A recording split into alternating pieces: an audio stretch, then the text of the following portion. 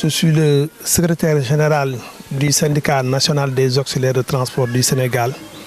Voilà, nous représentons ici le partenariat fécond entre l'association des routiers professionnels sénégalais d'Europe qui sont basés précisément à Bergame.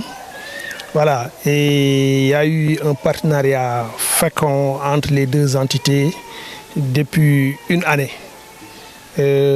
Par rapport à ce partenariat, AAPSE a voulu donner une touche particulière par rapport à la dimension sociale, ce qui veut dire que voilà, une aide ou un soutien à l'endroit des personnes, voire des couches un peu vulnérables, à savoir les orphelins, les enfants des déficits mentaux et les personnes également qui n'ont pas, je peux dire, voilà, de parents avec qui ils puissent vivre ensemble.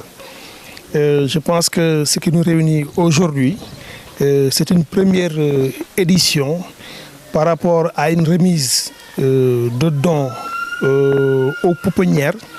Nous avons eu à cibler 3 pouponnières, à savoir une de Touba, en la personne de la pouponnière de Keur Mame Diarra. Il y a une deuxième qui se trouve au niveau de Kaolack, dénommée pouponnière Lamine Coulibaly. La troisième se trouve au niveau de Tambacounda, intitulée de Keur. Maintenant, nous allons procéder à la remise symbolique des dons que nous avons amenés par le biais de AAPSE, que nous voulons vraiment perpétuer.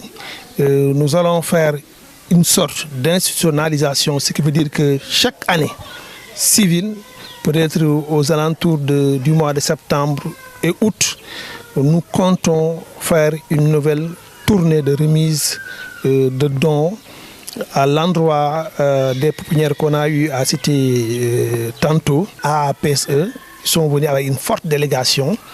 Il y a également la délégation de SNATS. Il y a le représentant ou le responsable de la pouponnière de Keur Mame Diarra ici présent, à la personne de Seigne Fallou Ndiaye, qui nous a accueillis, qui nous a réservé un accueil chaleureux.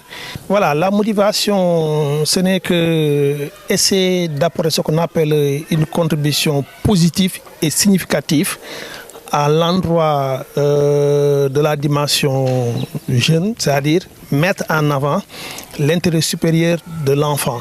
Nous savons, nous tous, que les responsables, voire les établissements de pouponnières, sont en train de faire un travail remarquable.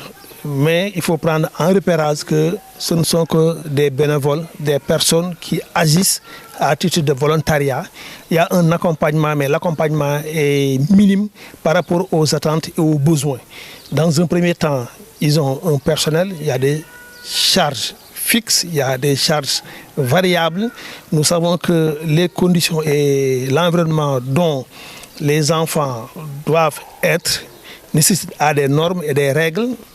Et sur ce, il y a lieu d'avoir des moyens additionnels et supplémentaires afin que les responsables de ces établissements puissent vraiment répondre à leurs attentes et aspirations par rapport aux enfants. Parce qu'aujourd'hui, il peut y avoir des cas de force majeure au niveau des hôpitaux qui sont à tout bas, et qu'il y a des enfants qui n'ont pas une prise en charge et qui ont besoin d'être assistés, d'être accompagnés, d'être soignés et d'être éduqués.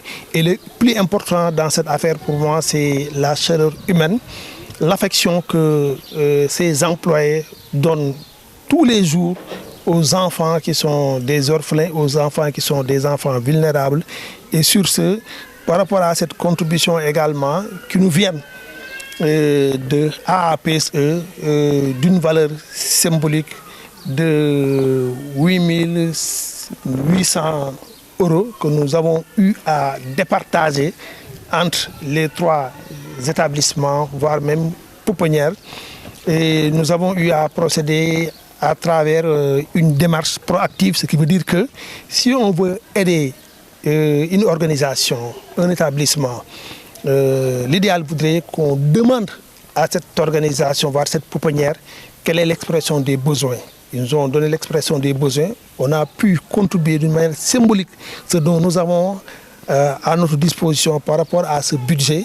Et ça fait le fruit de ce dont nous avons eu à présenter ici, à titre de denrées alimentaires d'une manière globale, des médicaments que les enfants vont en avoir besoin et surtout le lait qui coûte excessivement cher auprès des pharmacies que nous avons eu à attribuer à les 3 pouponnières afin que vraiment qu'ils puissent être à l'aise par rapport à ce besoin, peut-être pas d'une manière pérenne, mais juste d'une manière ponctuelle. Et l'idéal est que cela puisse perpétuer et qu'ils puissent avoir dans leur stock de magasins un lot assez important qui va leur aider à continuer à subvenir aux besoins de ces enfants. Les perspectives sont ambitieuses, les perspectives sont grandes également parce qu'aujourd'hui, l'idéal est que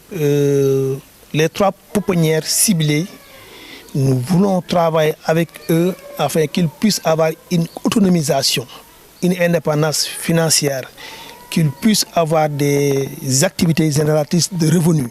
Parce qu'il y a lieu que, ici par exemple, le besoin se fait sentir qu'il doit avoir par exemple une boulangerie qui pourra servir par exemple à titre de viennoiserie, à titre de d'autres éléments qui sont issus, par exemple voilà, de la boulangerie afin que ce travail puisse s'effectuer.